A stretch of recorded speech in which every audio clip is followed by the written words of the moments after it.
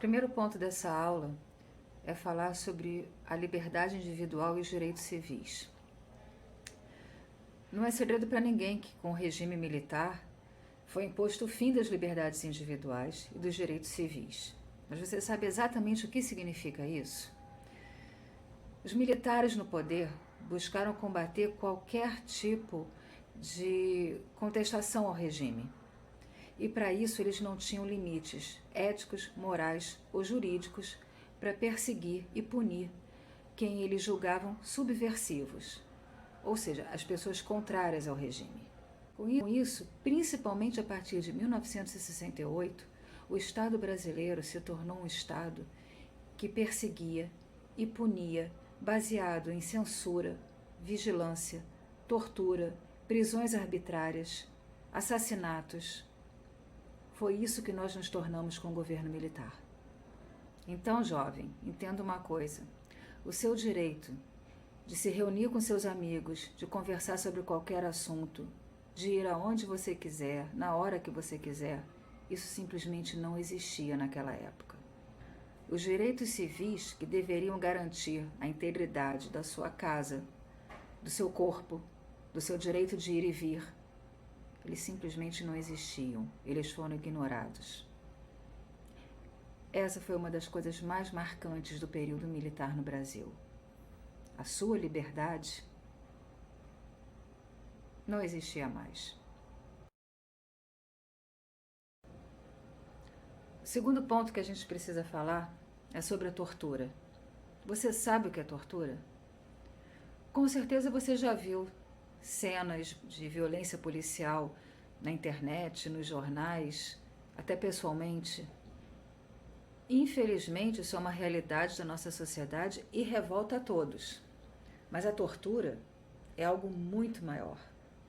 A violência policial normalmente ocorre em momentos de grande tensão, em momentos de enfrentamento. A tortura não. A tortura é sistemática, é planejada. Ela carrega em si a maldade. Ela tem o objetivo de destruir moral e fisicamente a pessoa que está sendo torturada. A tortura é uma ação feita com calma, com planejamento e que se prolonga no tempo. São métodos propositalmente pensados para gerar dor, humilhação, sofrimento, extrair informações, destruir física e emocionalmente a pessoa presa que está sendo torturada. A tortura foi apreendida em aulas práticas, onde se usavam presos para isso. Foram cursos ministrados para militares e policiais selecionados, onde se usavam presos em aulas práticas para isso. As técnicas foram desenvolvidas pelos nazistas, pelos franceses e pelos norte-americanos. Mas a criatividade brasileira também atuou nisso. Nós conseguimos criar momentos únicos na tortura, como, por exemplo, a criação do pau de arara. Vocês vão ver foto disso. O pau de arara é criação nacional. É um tipo de mobilização feita com os presos, onde eles são espancados e ainda que não estejam sendo espancados naquele momento, simplesmente o tipo de amarração feita gera dores atrozes na pessoa. Como nós não temos registro de torturadoras do sexo feminino, é fácil supor que as mulheres presas eram torturadas por homens, o que aumentava ainda mais o grau de humilhação e sofrimento delas, porque não bastasse toda a dor provocada e toda a humilhação, elas ainda corriam risco de um assalto sexual. E foram inúmeros casos disso. Estupros coletivos, muitas vezes na frente dos seus cônjuges, que também estavam sendo torturados, e às vezes na frente até mesmo dos seus filhos, que tinham que assistir suas mães sendo violentadas. Para vocês terem, jovens, a exata noção do que eu estou falando, eu vou mostrar algumas fotos para vocês do que acontecia naquela época.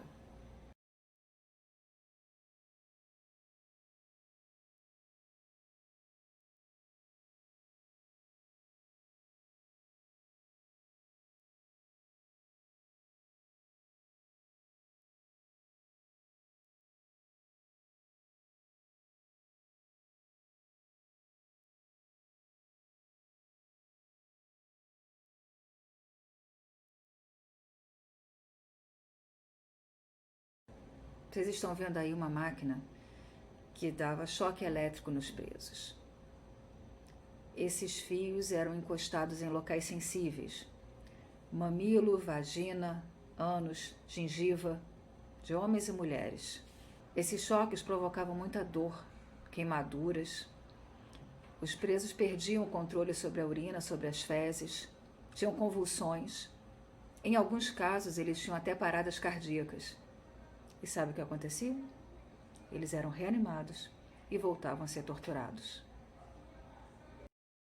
O que vocês estão vendo agora, jovens, um dos mecanismos usados para uma sessão de afogamento ou de sufocamento. Ou a cabeça dos presos era mergulhada num tanque de água, ou mangueiras eram enfiadas na sua boca, tendo o nariz tapado. E especificamente no sufocamento, algumas vezes eram molhados capuzes em líquidos como o amoníaco e enfiados na cabeça do preso. E ele não conseguia respirar, ele sufocava ali dentro. Você já tentou, jovem, cheirar amônia? Cheirar água sanitária? Difícil, né? Imagina um capuz enfiado na sua cabeça e você tendo que respirar. Muito difícil. O que vocês estão vendo agora é o que chamavam de geladeira. Celas muito pequenas onde os presos não conseguiam ficar em pé, não conseguiam se esticar, o que já naturalmente gerava dor e desconforto. Sem falar que a temperatura ia de um frio extremo a um calor absoluto. E sempre com ruído em alto volume. Música, ruído, som de espancamento, sempre. O objetivo era desestabilizar completamente a pessoa que estava lá. E, em algumas ocasiões, não raro isso acontecia, eram colocados animais vivos nessas celas, e sempre animais peçonhentos, cobras, ratos. Às vezes, os torturadores entravam nessas celas só para encher a boca e a garganta dos torturados de baratas vivas e besouros.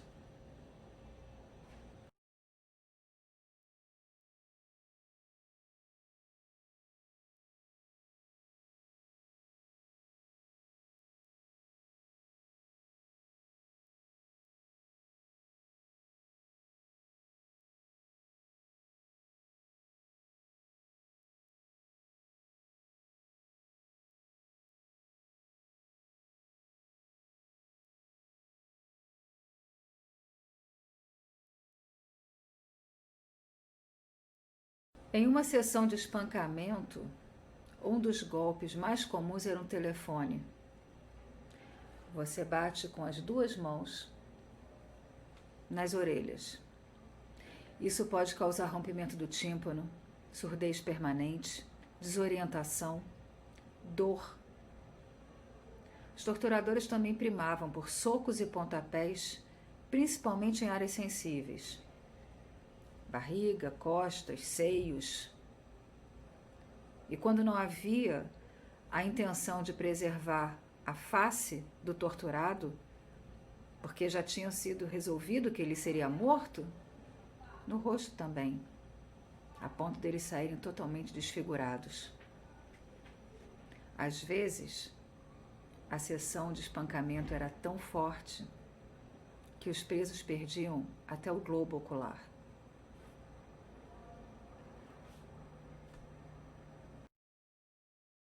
O que vocês estão vendo agora é a foto de uma substância chamada soro da verdade.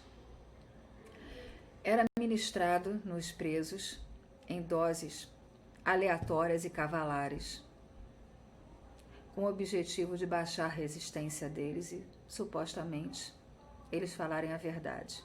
Naturalmente, a verdade que os militares queriam ouvir. Outra postura recorrente nos nossos torturadores militares era o empalamento. Empalar significa introduzir um objeto cilíndrico, de madeira ou de metal, em orifícios. na vagina, no ânus. Isso podia causar hemorragia interna e levar à morte. Era feito indistintamente, tanto em homens quanto em mulheres. E alguns, num requinte além da crueldade, ainda colocavam ratos vivos nesses orifícios. Ratos vivos introduzidos no ânus ou na vagina. E a gente não pode esquecer que também havia as queimaduras feitas com ferro, com ponta de cigarro. Havia a extração de unhas com alicates. Havia a mutilação dos testículos, que eram golpeados com porretes.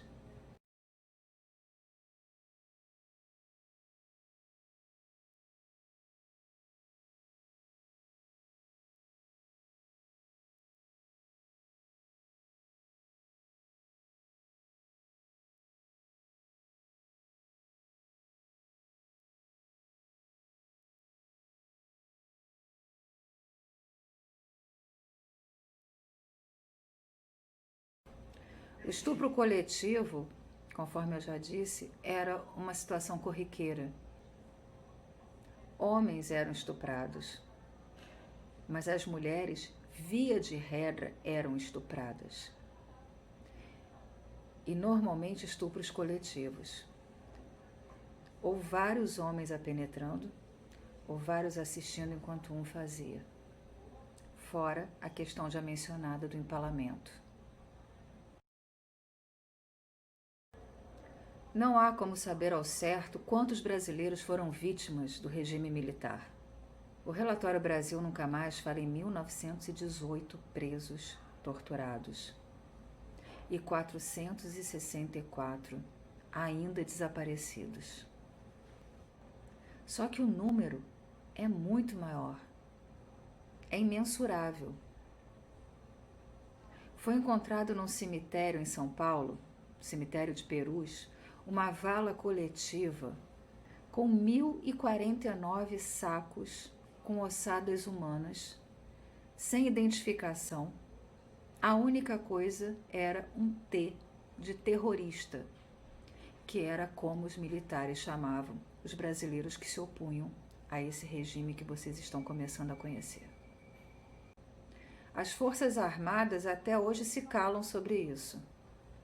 Elas não reconhecem a tortura e preferem dizer que o que aconteceu foi um eventual excesso.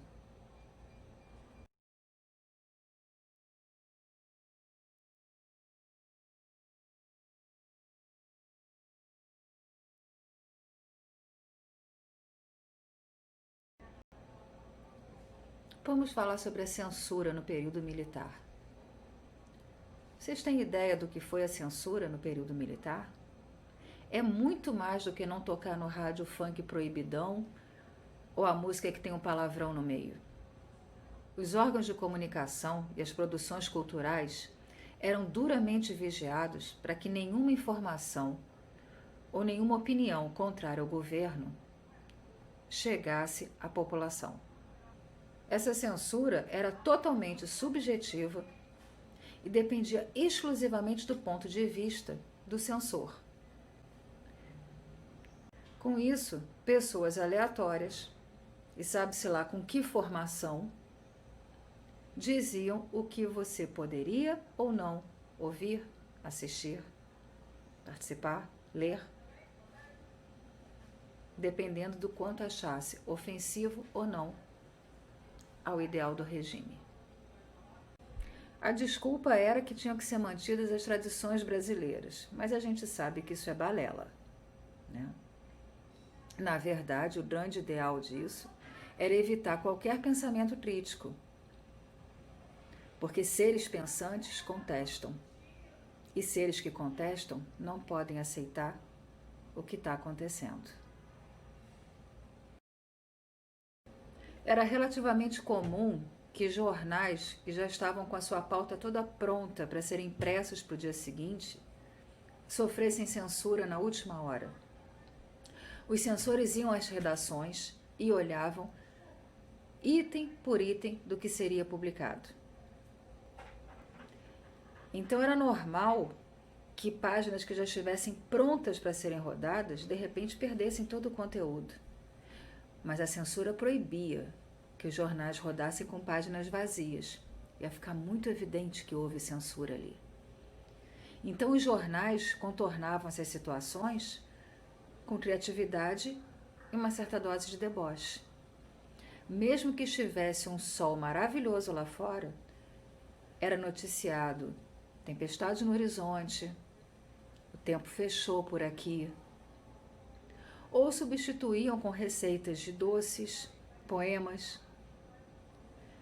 Era muito possível, no meio de uma página de economia, você se deparar com um poema de Camões ou uma receita de pudim. Não tinha como esconder a censura, não é? Outra coisa, havia uma lista de palavras que não podiam ser colocadas em jornais, televisões, livros, peças de teatro, não podiam ser faladas. Não se podia criticar as forças armadas, não se podia criticar a política econômica e, em hipótese alguma, se podia falar em tortura, presos políticos ou militância. Dentro da censura havia uma questão muito séria, que era a falta de preparo dos censores.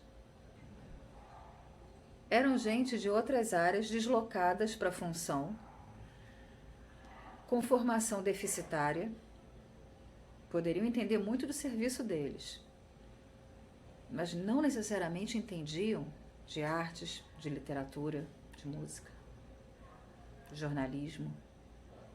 E com isso, com medo de errar, a censura foi num crescendo que atingiu níveis paranoicos,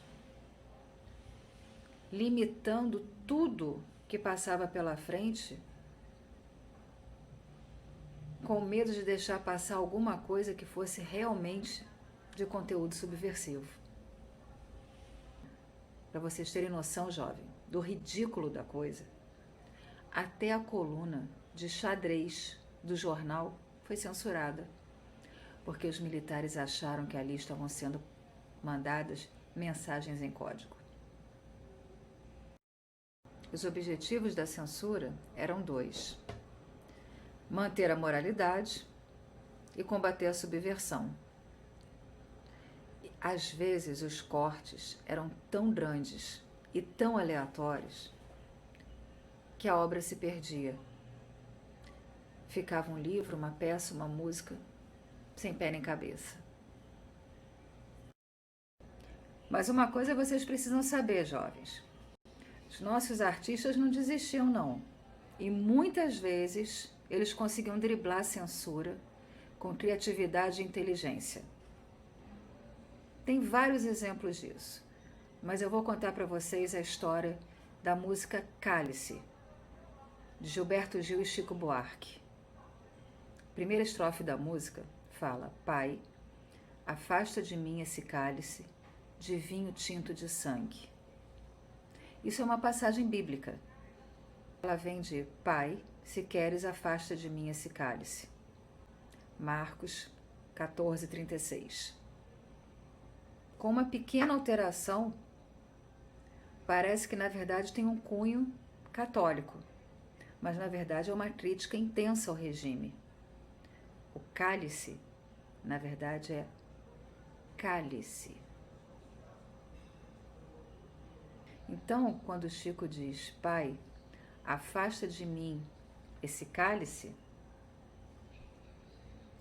na verdade ele está pedindo para poder se expressar com liberdade.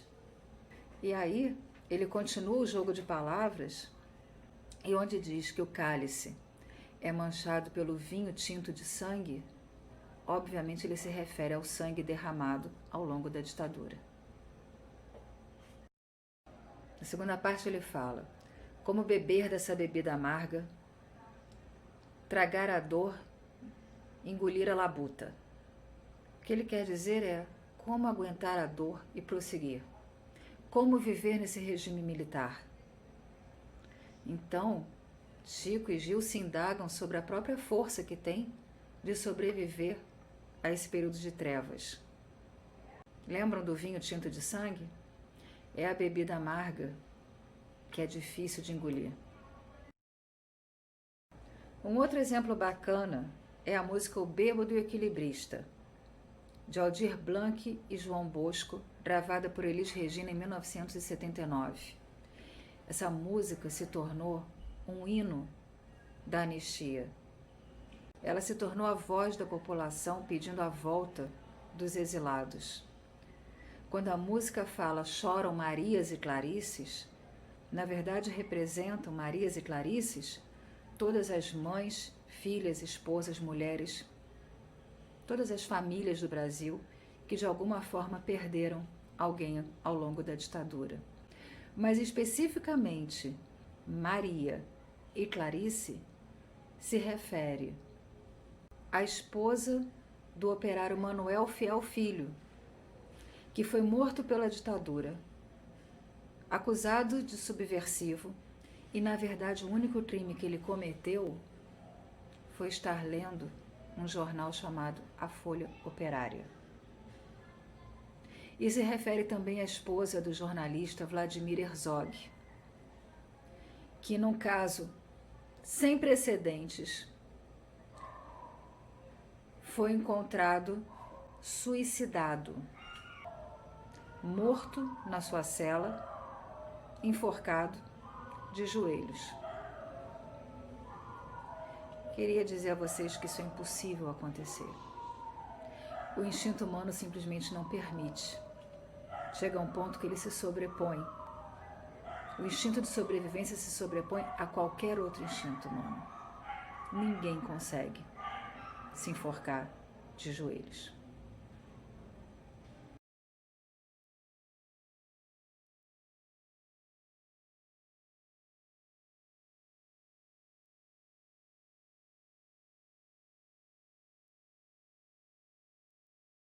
Os exilados, citados inclusive na música O Bêbado e o Equilibrista, eram políticos, artistas, intelectuais, que tiveram que deixar o país às pressas e de qualquer jeito sob pena de serem presos, mortos ou simplesmente desaparecerem nos porões. Quando o general Ernesto Geisel assumiu a presidência, em 1975, começou gradativamente um processo de abertura. Foram tomadas uma série de medidas para aos poucos restabelecer os direitos individuais, as garantias. Foi revogado o AI-5, foi aliviada a censura.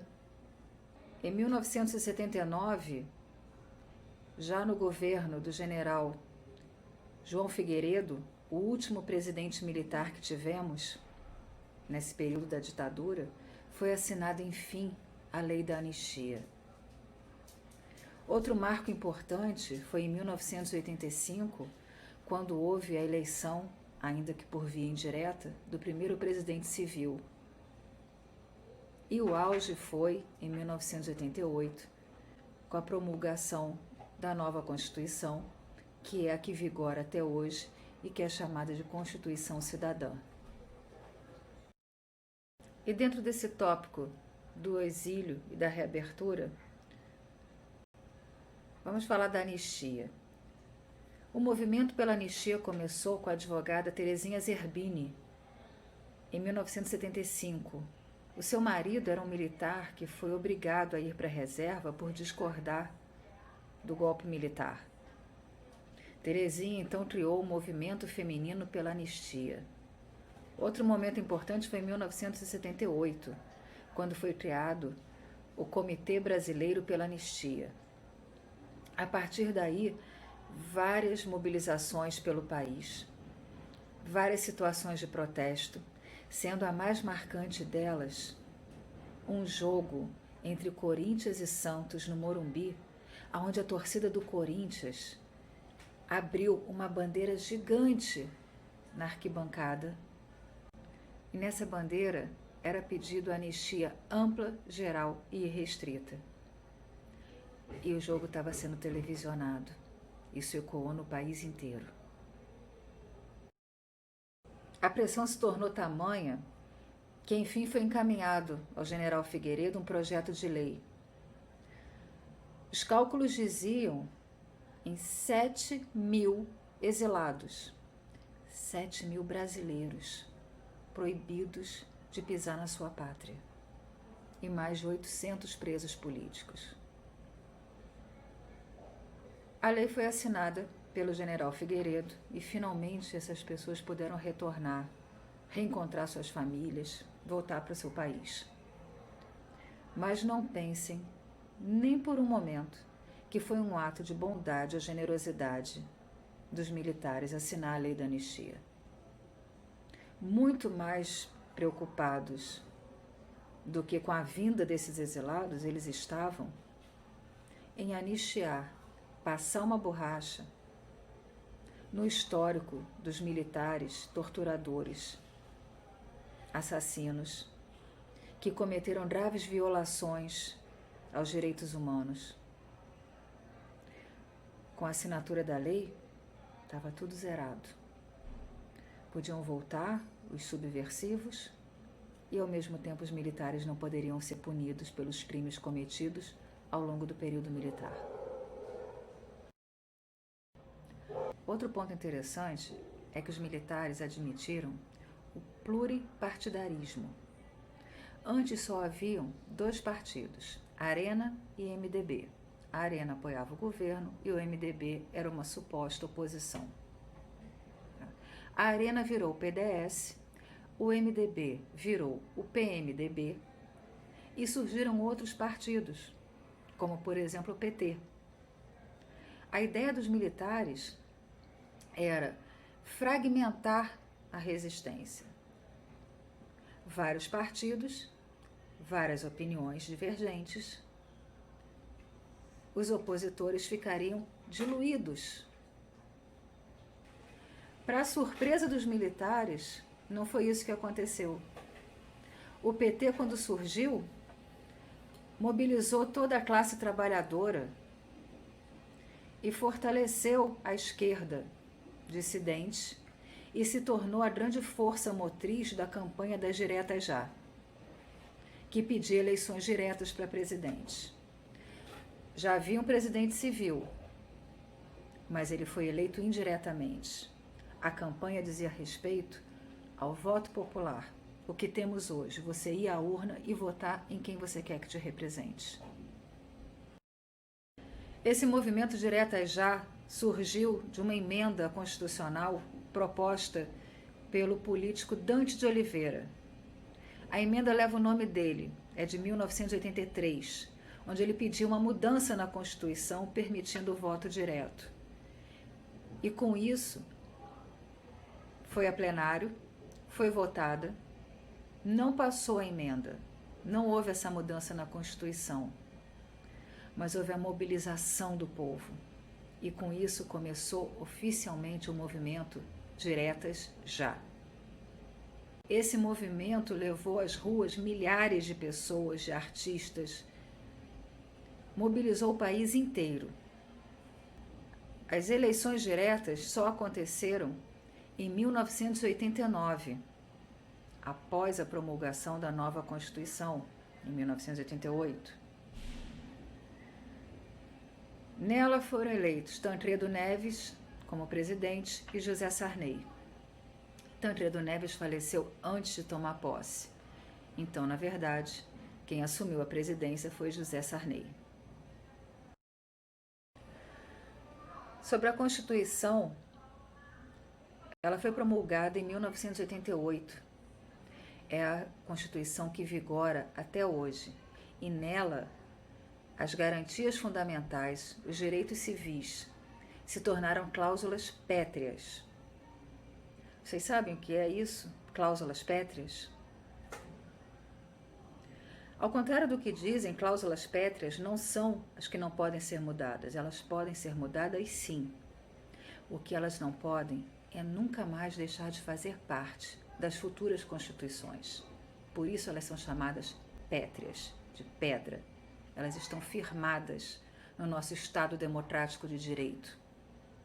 Não importa quantas constituições sejam promulgadas daqui para frente, sempre essas cláusulas que garantem os nossos direitos, a inviolabilidade do nosso lar, do nosso corpo, das nossas ideias, têm que ser mantidas.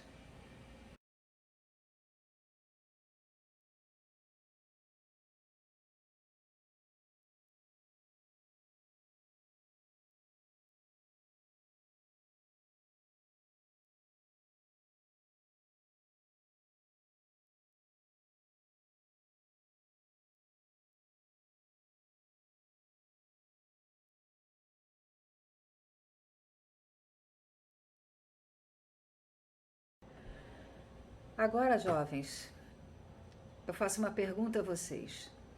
Diante de tudo que vocês viram e diante de algumas pessoas que pedem a volta do regime militar, vocês realmente acham que isso é o melhor para nós?